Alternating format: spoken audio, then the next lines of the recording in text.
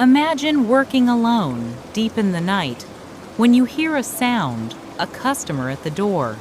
But when you look up, there's nobody there. What would you do? Would you dismiss it? Or would a cold knot of dread begin to form in your stomach? I was in my mid-22nd, barely scraping by, and my gig at a local 24/7 pizza joint was just one of those necessary evils. It wasn't exactly a culinary masterpiece, just a small operation, a handful of tables, mostly for show, and a steady stream of delivery orders. The main draw? We were open around the clock, which meant a fascinating parade of late-night characters, usually more interested in a grease fix than fine dining. For the most part, I didn't mind the solitude of the graveyard shift.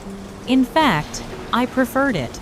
The food was simple to prep, and when things were slow, which was most of the time between midnight and dawn, I had the entire place to myself. I could catch up on podcasts, scroll endlessly, or just enjoy the rare quiet. This particular Tuesday night started exactly like any other. I clocked in at 9 p.m., took over from the day manager, and braced myself for the typically uneventful hours ahead. No special tasks, just the hum of the refrigerators and the occasional buzz of a delivery app notification. I prepped a few workstations in the back, wiped down the counters, and settled in. The first couple of hours saw a trickle of customers, a couple of last-minute pickups, an online order, but by 11 p.m., it was dead silent. No walk-ins, no phone calls, not even the distant drone of traffic. It was just me, the glowing screens of my phone, and the echoing emptiness of the pizza shop. Then, around 1 a.m., it happened. A sharp, distinct ding-dong. The sound of the front door bell, the one that chimed every time a customer entered. My head instinctively snapped up from my phone. A customer! Finally, I pushed myself out of the worn kitchen chair, stretching out the kinks in my back as I made my way to the service counter. But as I rounded the corner, my steps slowed. The main dining area was empty, completely. No one at the tables, no one hovering by the counter, no one even standing just inside the door. My brows furrowed. I stood for a moment, scanning the room, then walked closer, peering out the large glass front door. The parking lot was desolate, streetlights casting long, lonely shadows. Not a car in sight. A faint, almost involuntary smile touched my lips. My brain must have been playing tricks on me, I thought. After hours of silence, perhaps I was just so conditioned to that sound that my mind conjured it out of thin air. It felt almost funny, a strange quirk of a lonely night shift. Shaking my head slightly, I convinced myself it was nothing, a phantom bell, and returned to my chair in the quiet kitchen. I barely gave it another thought. The next 15 minutes crawled by, marked only by the soft glow of my phone screen. No calls, no new orders. The silence was so profound, you could almost hear it. And then, the bell rang again. Ding dong. This time, I wasn't distracted. My phone was resting on my lap, my eyes fixed on the blank kitchen wall. There was no mistaking it. I definitely heard it. My heart gave a little lurch. I got up, a growing sense of confusion bubbling in my gut, and walked back to the front. Again, nothing. The dining room was as empty as before. I wasn't scared, not yet, just profoundly bewildered. What was going on? I approached the front door cautiously. I grabbed the handle, opening and closing it several times, listening intently, trying to see if there was some faulty mechanism, some draft, anything that could trigger the chime without human intervention. But no, it only rang when the door was deliberately opened. I even stuck my head outside, scanning the sidewalk, looking up and down the empty street. Nothing. Not a soul. This was beyond weird. My amusement had evaporated, replaced by a growing unease. My mind raced, searching for any logical explanation. An old building settling? A faulty sensor? But how could a sensor malfunction twice, in such a specific way? I decided to wait it out. I stood by the counter for a good 30 minutes, eyes glued to the front door, half expecting it to ring again, half hoping it wouldn't rhyme. The silence was heavy, punctuated only by my own breathing, but it never did. Finally, frustrated and still utterly baffled, I retreated back to the relative comfort of the kitchen. It was somewhere between 2 and 3 a.m. now, the true dead zone of the night. As expected, only a few minutes after I settled back down, the bell chimed again. Ding dong! This time, I didn't even get up. I just sat there, listening, my ears straining against the silence. No footsteps, no rustling, no sound of anyone moving beyond that singular chime. Hello, I called out, my voice sounding unnaturally loud in the stillness. Is someone out there? My words hung in the air, unanswered. A shiver traced its way down my spine. What was that? Was it just a broken door or something more? At this point, I was trying to convince myself it was just a mechanical issue, a ghost in the machine. It had to be. I tried to ignore it, burying my face back in my phone, trying to drown out the nagging questions in my head. Could you have done the same? Or would you have been packing up your bags and running for the hills? Remarkably, for the next hour, there wasn't a single customer. 3 hours of absolute silence, broken only by that phantom bell. It was 4 a.m. Now, time to start prepping for the morning shift. I pushed myself up, the weariness of the night beginning to settle deep in my bones. As I walked to the front, preparing to count the register from the few early orders, a strange sensation washed over me, an undeniable feeling that something was off. My gaze darted around the empty dining room, then back towards the kitchen, a prickling sensation on the back of my neck. I felt like I was being watched. My rational mind tried to dismiss it, attributing it to the bizarre nature of the night, the weirdness of the ringing bell, the isolation. I was just tired, I told myself. Almost done. Just a few more minutes, and I could escape this quiet, unnerving place. Little did I know, the quietest nights often hide the loudest terrors. What if those unexplained sounds weren't just your imagination? What if they were a deliberate distraction, a subtle trap set by someone who was already inside with you? The air in that pizza shop was thick with unspoken questions, the quiet broken only by the incessant thrum of my own pulse. I'd walk to the front, preparing to count the register, but the strange sensation had grown from a subtle unease to an almost palpable presence. Every shadow seemed to deepen. Every corner seemed to hide a watchful eye.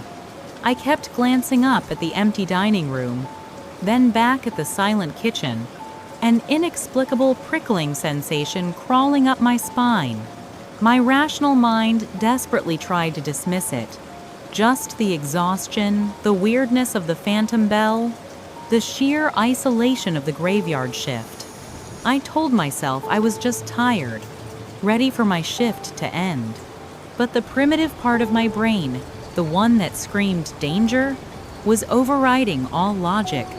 My heart hammered a frantic rhythm against my ribs, a drumbeat of premonition in the suffocating silence.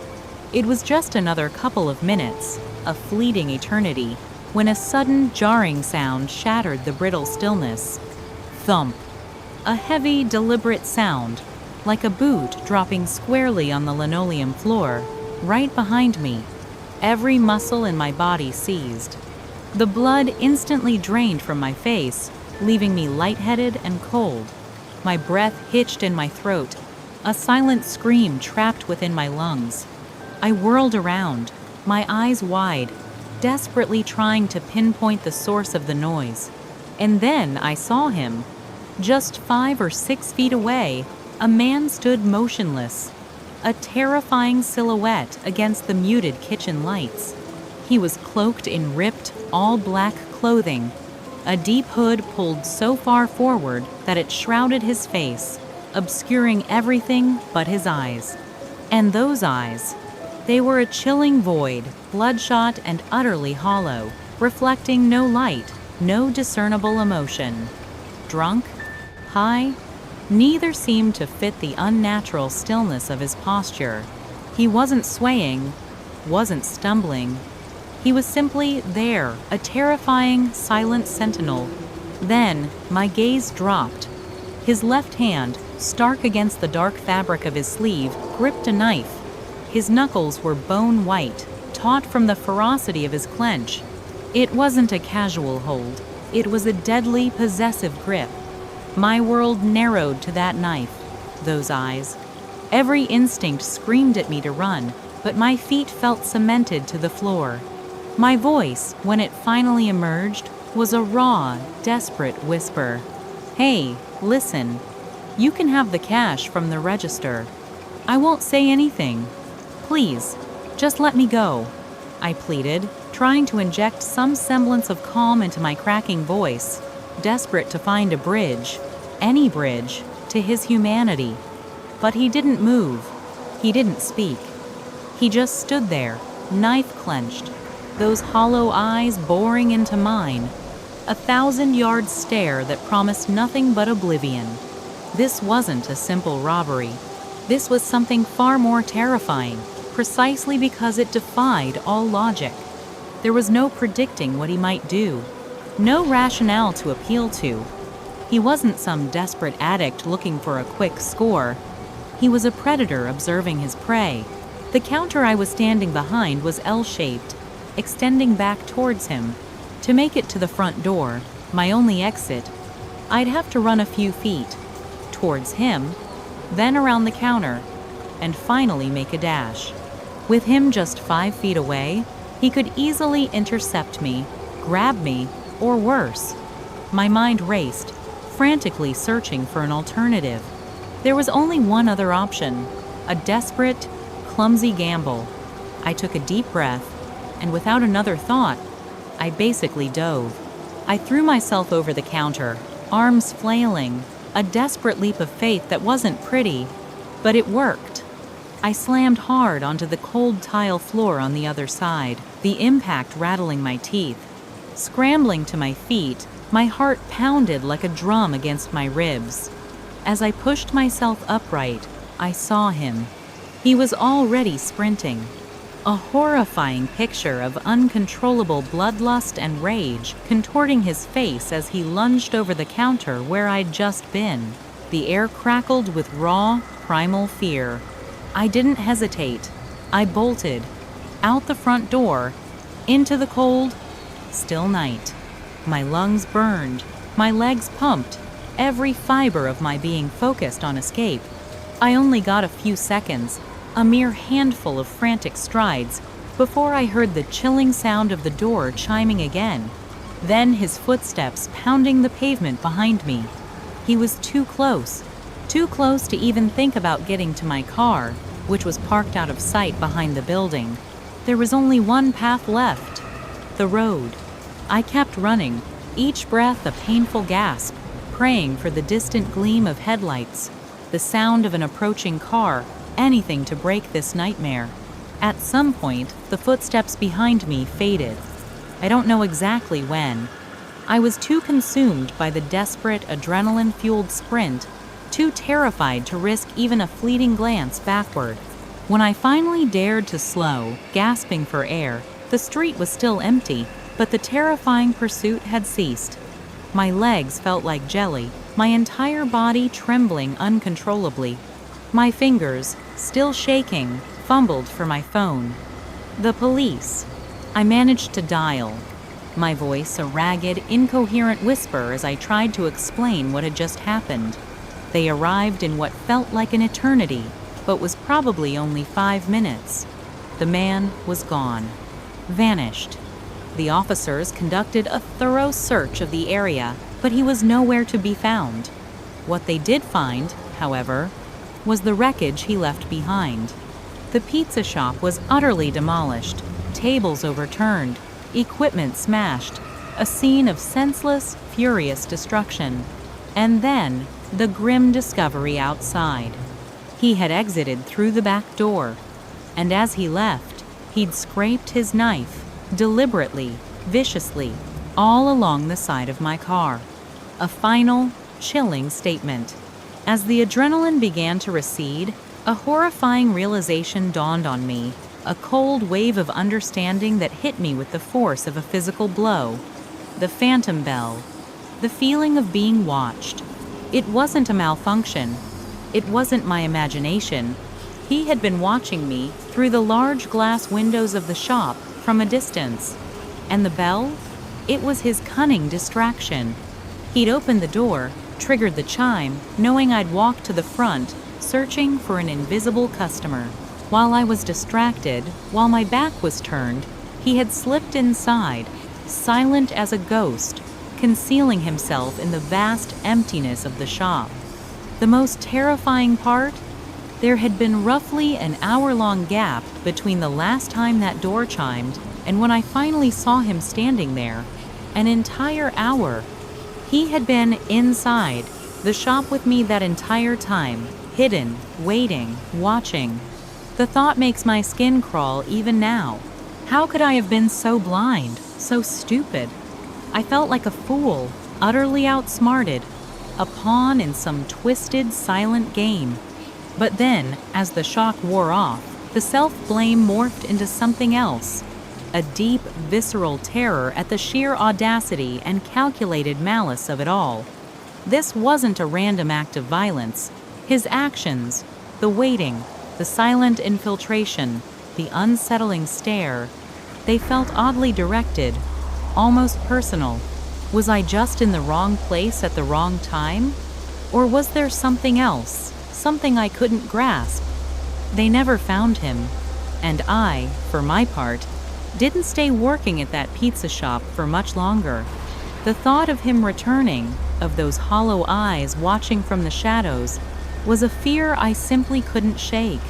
That night, that chilling cat-and-mouse game within the seemingly mundane walls of a pizza shop etched itself permanently into my memory. It was a stark reminder that sometimes the greatest dangers aren't the loud, obvious ones, but the silent, unseen threats lurking in the background. The terror of that night at the pizza shop left a scar, a constant reminder that danger can lurk in the most unexpected places. But little did I know, the universe had another chilling lesson in store for me, this time under the cover of a seemingly innocent delivery. Would you chase an extra $20? Even if it meant driving deep into a dark, deserted forest in the dead of night? For a delivery that just feels wrong? That's the question I had to answer, though not consciously, on one particular night that still makes my skin crawl. After the pizza shop incident, I quickly found another primary job, a stable 9 to 5 that felt blessedly normal. But I had a goal: save up enough for a down payment on a small condo. And to do that, I needed more than just a regular paycheck. So I picked up a second gig, a delivery driver. It was flexible, often profitable, and I found myself putting in sometimes 30 hours a week every evening after my main job. It was exhausting, but the dream of my own place kept me going. This particular night, I started my delivery shift around 6:30 p.m., right after grabbing a quick dinner. And to be honest, it was a fantastic night. Orders were plentiful, tips were generous, and I was making good time. By 11 p.m., I'd already hit my usual daily target, and my body was screaming for a break. Every rational bone in my body told me to just call it a night, head home, and get some much-needed sleep. But then that insidious whisper started, the one that always preys on our ambition, or in my case, my greed. Just one more good order, it cooed. Then you can truly relax. I wanted to end on a high note, you see. That sweet, satisfying click of the app confirming a lucrative delivery. So, against my better judgment, I kept driving, eyes peeled for that perfect $20 unicorn. And wouldn't you know it, one finally popped up. A solid $18 delivery, only about 15 minutes away. Who wouldn't take that? I thought, hitting accept before my brain could argue. I picked up the food, a single, rather large pizza, and set off. The roads were, as expected, completely silent and deserted at this hour. The drive was smooth, almost meditative, until my GPS started leading me down roads I didn't recognize, specifically towards a section of town I honestly didn't even realize had houses. It was surrounded by dense woods, a stark contrast to the suburban sprawl I was used to. I kept checking and rechecking the map, my thumb hovering nervously over the reroute button. But the GPS insisted this was the way. Every turn took me deeper into the encroaching darkness. Eventually, the paved road gave way to a well-maintained gravel path, disappearing into the black maw of the forest. My unease started to prickle. This was definitely not a typical residential area. After a short drive down the gravel, I saw it. A gate. It wasn't one of those imposing, locked iron gates, but rather a simple setup. 2 weathered pillars on either side of the path, with a chain that should have been strung between them. But it wasn't. The chain lay slack on the ground, inviting me in. My headlights, which were frankly pretty terrible, barely pierced the gloom, making the trees on either side loom like skeletal giants. I hesitated for a moment, a gut feeling screaming, "Don't go in there!" But then the thought of that nearly $20 tip pushed back. It was just a gate, probably for some private property or a back entrance, right? So, I drove through. A little further in, the path opened up into what looked like a small, unlit parking area. Definitely not a driveway to a house. I pulled into a space, killed the engine, and then just sat there in the sudden, profound quiet, looking around. The only visible landmark was a faded sign at one end. Squinting, I made out the words, "Forest Preserve." My confusion deepened. I'd delivered to parks before, sure, but forest preserves? They were usually locked down by dusk, and there wasn't a single car, a single light, or a single person anywhere. Just as I was starting to seriously question my decision-making skills, my phone buzzed, vibrating violently in the cup holder. It was the customer. I picked up, my voice tight. "Hello?" A deep, gravelly voice, almost impossibly rugged and difficult to understand, responded from the other end. "I see you've parked," he rumbled. "Can you see us?" "No," I said, a shiver running down my spine. "It's really dark out here. I don't see anything." He chuckled, a low, unsettling sound. "We're camping with some buddies down one of the trails. You should be able to spot our campfire if you walk a little closer." A campfire in a forest preserve at midnight? My internal alarms blared louder. "I thought these preserves closed at night," I ventured, trying to keep my voice casual. He smoothly replied, "Oh, this one allows overnight camping on certain days. It's perfectly fine." I wasn't exactly an outdoorsy person, so I had no idea if that was true. My rational mind tried to justify it. "Okay, that explains the big tip. He's making me work for it." But something in his voice, the way he casually dismissed my concern, it just didn't sit right. Yet, the thought of that $20, the goal of my condo, it was a powerful motivator. I sighed, grabbed the large pizza box. "All right," I said. "I'm heading in." As I clicked off the call and stepped out of the car, with only my phone's flashlight piercing the thick darkness, I knew this wasn't just another delivery. What I found waiting for me deeper in those woods would confirm my worst fears and redefine what customer service truly meant. You've walked towards the glowing campfire, expecting a group of campers, but all you see is an empty, burning fire. And then, a figure emerges from the trees. What's your next move? Stepping out of the car, the air hit me, cold and heavy, carrying the scent of damp earth and unseen foliage. My phone's flashlight, a meager beacon against the overwhelming black, seemed to mock my meager attempt to pierce the gloom. It felt like walking into a painting rendered solely in shades of midnight. Every rustle of leaves under my boots, every distant chirp of a cricket, echoed with an unsettling clarity, amplifying the silence that swallowed everything else. My mind, still buzzing from the last delivery and the promise of that $20 tip, tried to rationalize the eerie quiet.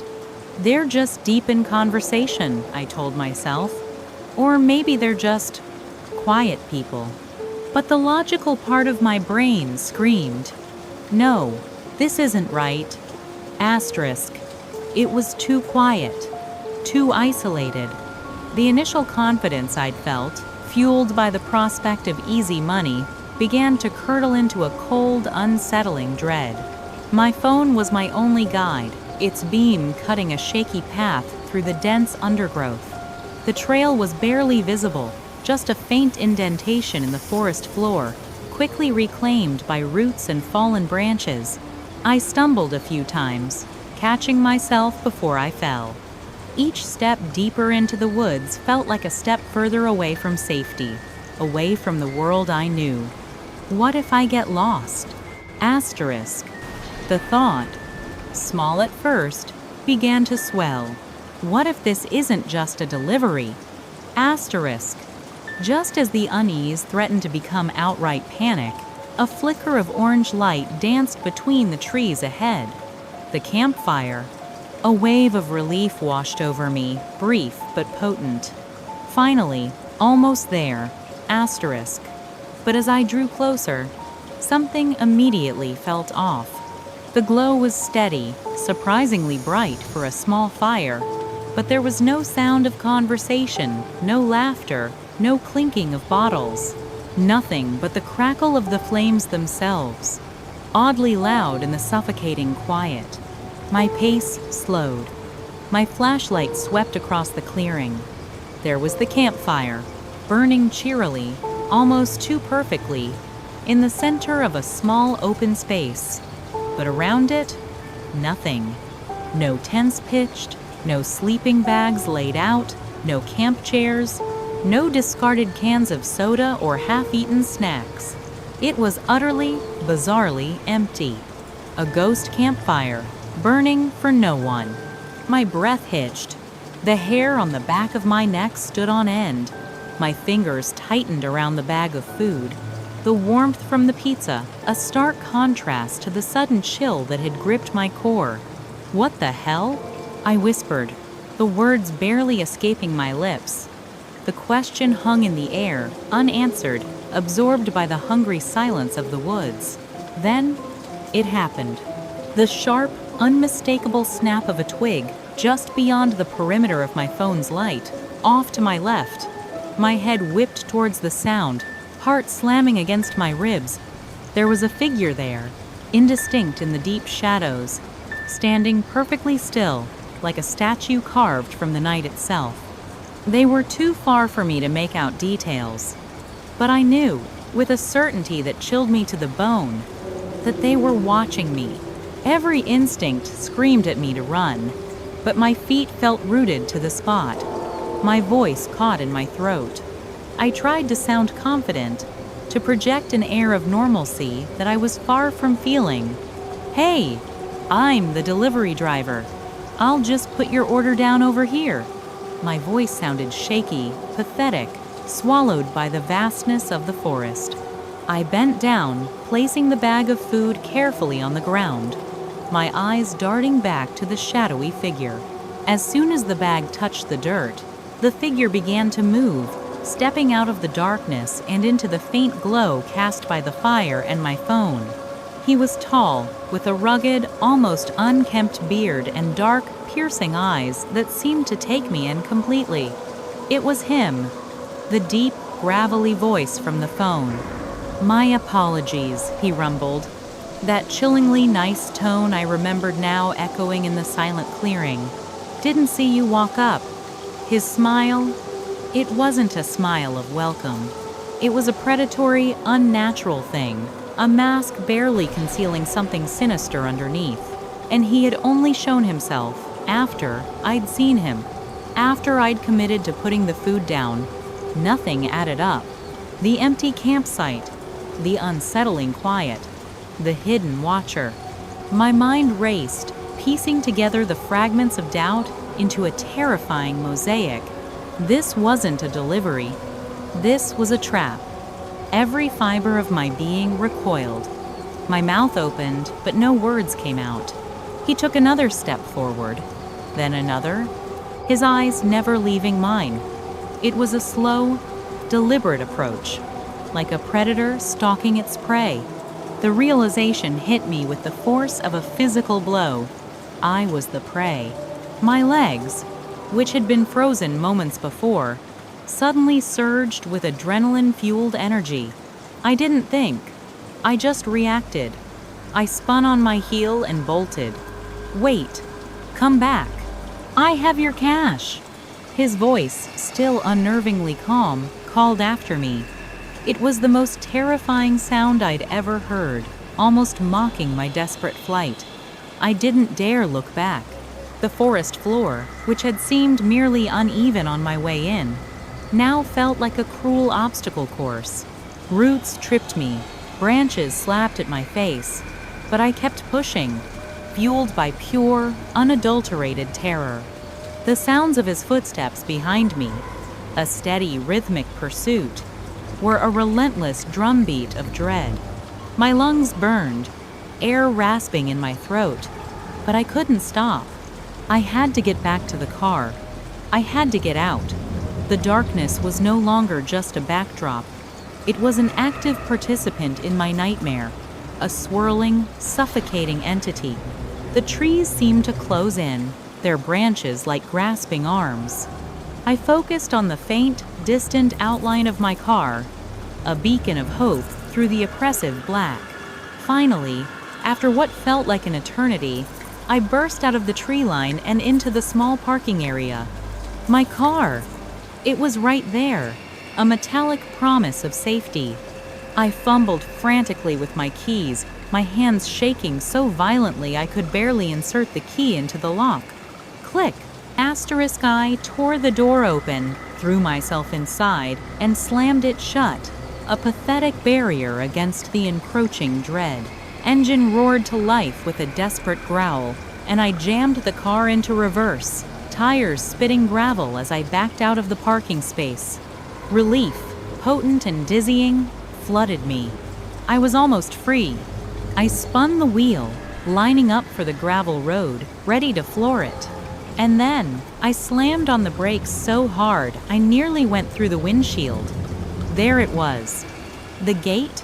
The small, unassuming chain that had been lying innocently on the ground when I'd driven in. Now it was tightly latched, gleaming maliciously in my headlights. Stretched taut between the two wooden pillars, a solid, undeniable barrier to my escape. My heart plummeted. Number. No. No! No! My mind raced, desperate. Could I get out and unlatch it? No! His footsteps were getting closer. I could hear them, closer now, on the gravel road behind me. I couldn't risk it. Panic seized me.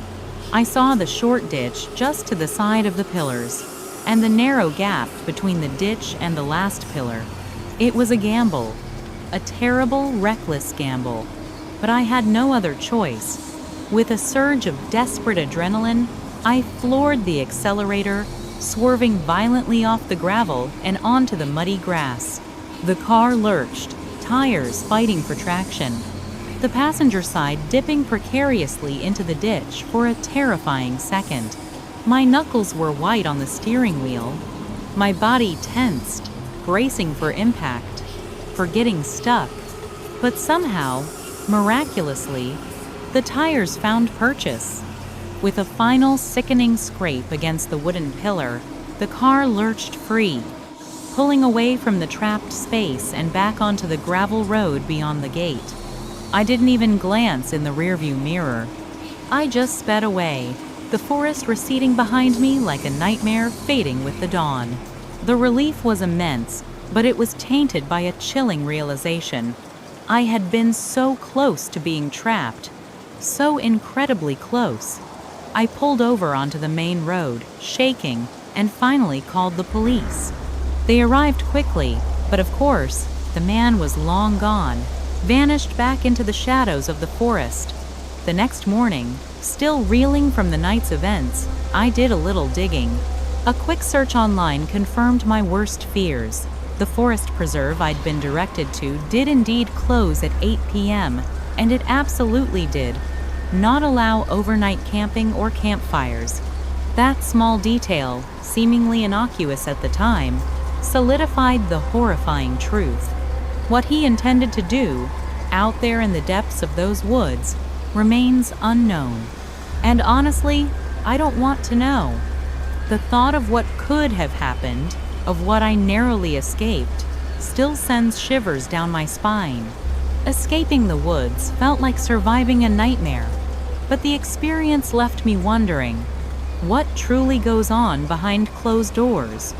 Or, in my case, behind locked gates, in places that seem safe? This question would haunt me again in a very different kind of isolated environment, one I thought was impenetrable. Imagine working alone in a massive, silent building, monitoring rows of glowing servers, then a system goes offline. A simple fix, right? But what if that fix leads you directly into a game of hide and seek with someone who shouldn't be there? That's exactly where I found myself a couple of years after the pizza shop incident and the forest delivery. I'd taken on an overnight gig at a data center. It was the epitome of mundane. A small, unassuming warehouse-like building, tucked away at the very end of a long, deserted road, backed by a dense patch of trees. No passing cars, no curious wanderers. My job was straightforward, almost ridiculously simple. Stare at a monitor, ensure all systems stayed online, and if a red light flickered, walk down to the operating rooms, perform a quick restart, and return to my throne of digital vigilance. It was the kind of job where you could, and often did, do whatever you wanted as long as you were present and accounted for. Perfectly suited for a night owl like me, who preferred the quiet solitude to the bustling chaos of daylight. But boring? Oh, unbelievably so. I'd already contemplated quitting several times, only forcing myself to stick with it for the stable pay and the sweet, sweet solitude. This particular night, I rolled into the desolate parking lot at my usual 10 p.m. The building stood like a silent sentinel, its windows dark, reflecting the sparse moonlight. Inside, it was just me, the hum of electronics, and the faint, sterile scent of ozone. My current obsession was a new show on Netflix, and I was deep into a binge. After a perfunctory check of the system statuses, all green, as expected, I settled into my chair, laptop open, ready to dive back into my digital escape. Typically, system outages were a rare beast during my shifts. Overnight, with the load on the network significantly lighter, incidents were minimal. Maybe twice a week, a single system might hiccup, requiring a 5-minute reset. Nothing that could ever disrupt my peaceful, albeit dull, routine. I must have been about 2 episodes deep, roughly 2 hours into my shift, when a sudden notification flashed across the monitor. A red alert. System connection lost. My heart gave a tiny, almost imperceptible flutter, more annoyance than alarm. I paused my show, my finger hovering over the spacebar, a silent protest against the interruption. With a sigh, I pushed myself out of the chair. This particular system was deep within the main hub of the data center, a sprawling, cavernous space lined with massive rows of servers, stretching out like metallic monoliths into the dimly lit distance.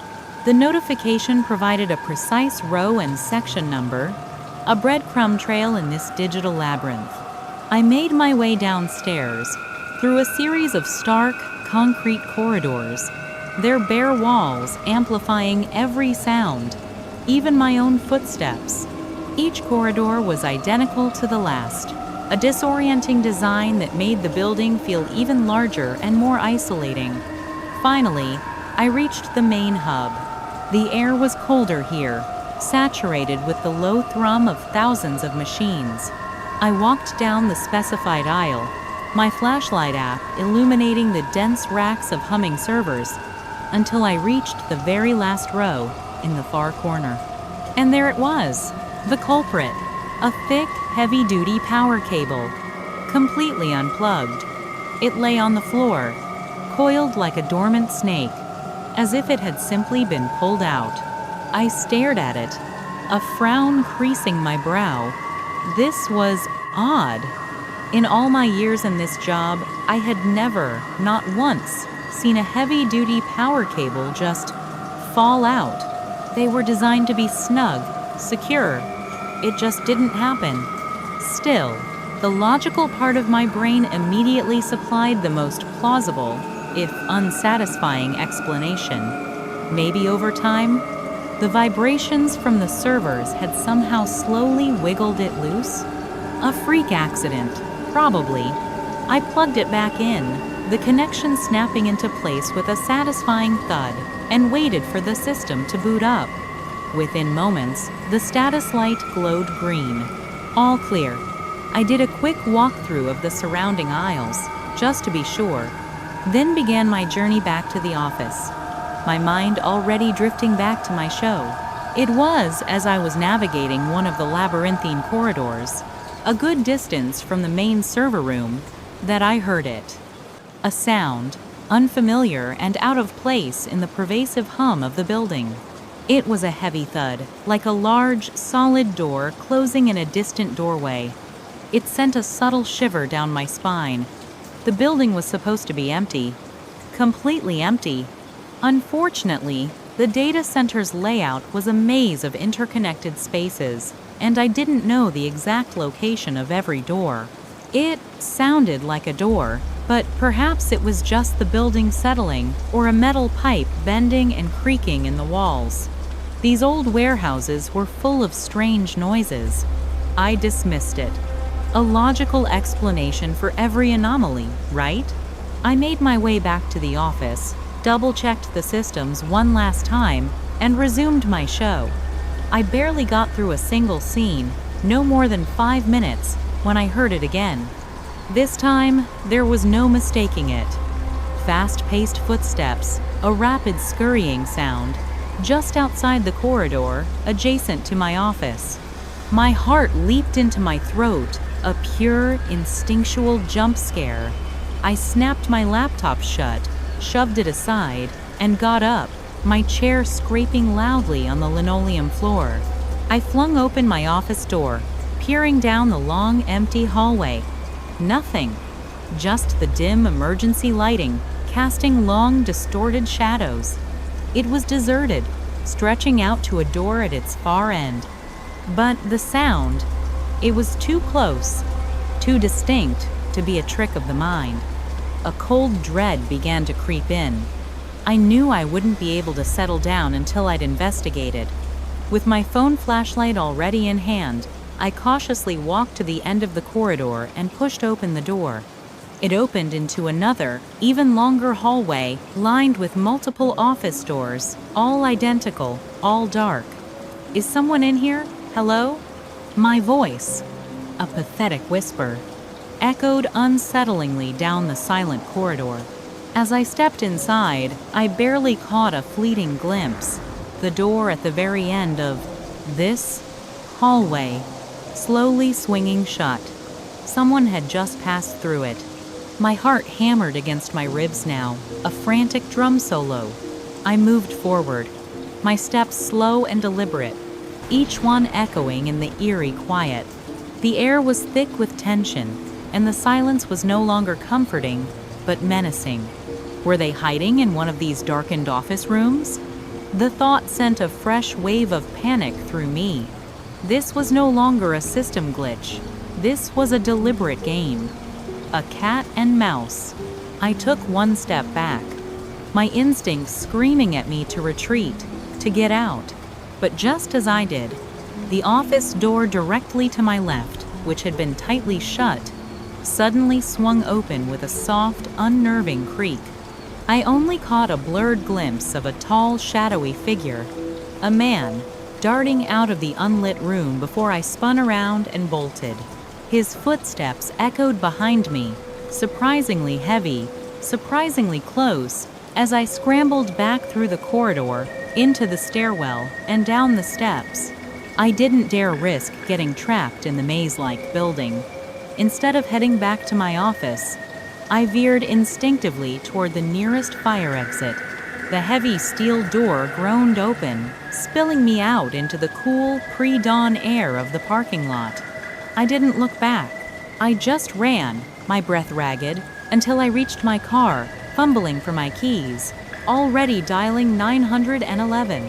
Whoever was inside hadn't followed me out this particular exit, and I wasn't waiting around to find out which way he'd gone. The police arrived swiftly, their flashing lights piercing the darkness. They conducted an extensive search of the entire building, a process that took nearly half an hour, but the man was gone. He must have slipped out through another exit, perhaps vanishing into the trees behind the building. His presence, however, explained everything. The unplugged power cable. He must have bumped into it while navigating the dark server room. The footsteps, the glimpses, the closing doors. He was leading me on, making me play his twisted game. The company launched a huge investigation, reviewing every inch of security footage, trying to figure out how he'd gotten in and if he'd stolen anything. But I was never authorized to receive much information, and to this day, the complete details remain elusive.